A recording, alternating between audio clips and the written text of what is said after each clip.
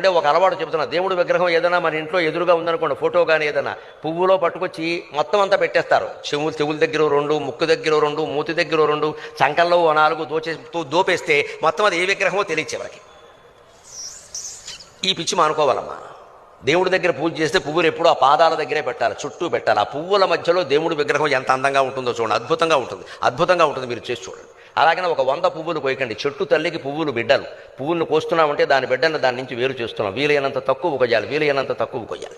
నీళ్లు పోయిన వాళ్ళకి పువ్వులు కోసే అధికారం లేదు. నీళ్లు పోశారు కాబట్టి చెట్టు ఏమనుకుంటుందంటే, వీడు రోజు వచ్చి నీళ్లు పోస్తున్నాడు, 2 పువ్వులు, అది కూడా దేవుడు పూజ కోసం అడుగుతున్నాడు, ఇవ్వకపోతే అలాగా అని ఇస్తుంది, సంతోషంగా ఇస్తుంది. అంటే ఒక అలవాటు చెబుతున్నా, దేవుడి విగ్రహం ఏదైనా మన ఇంట్లో ఎదురుగా ఉందనుకోండి, ఫోటో కానీ ఏదైనా పువ్వులో పట్టుకొచ్చి మొత్తం అంతా పెట్టేస్తారు. చెవుల దగ్గర 2, ముక్కు దగ్గర 2, మూతి దగ్గర 2, చంకల్లో 4 దోపేస్తే మొత్తం అది ఏ విగ్రహమో తెలియచే వాళ్ళకి. ఈ పిచ్చి మానుకోవాలమ్మా. దేవుడి దగ్గర పూజ చేస్తే పువ్వులు ఎప్పుడూ ఆ పాదాల దగ్గరే పెట్టాలి, చుట్టూ పెట్టాలి. ఆ పువ్వుల మధ్యలో దేవుడి విగ్రహం ఎంత అందంగా ఉంటుందో చూడండి, అద్భుతంగా ఉంటుంది, అద్భుతంగా ఉంటుంది. మీరు చేసి చూడండి. అలాగనే ఒక 100 పువ్వులు కోయకండి. చెట్టు తల్లికి పువ్వులు బిడ్డలు. పువ్వులను కోస్తున్నామంటే దాని బిడ్డను దాని నుంచి వేరు చేస్తున్నాం. వీలైనంత తక్కువ కొయ్యాలి, వీలైనంత తక్కువ కొయ్యాలి. నీళ్లు పోయిన వాళ్ళకి పువ్వులు కోసే అధికారం లేదు. నీళ్లు పోశారు కాబట్టి చెట్టు ఏమనుకుంటుందంటే, వీడు రోజు వచ్చి నీళ్లు పోస్తున్నాడు, 2 పువ్వులు, అది కూడా దేవుడు పూజ కోసం అడుగుతున్నాడు, ఇవ్వకపోతే అలాగా అని ఇస్తుంది, సంతోషంగా ఇస్తుంది.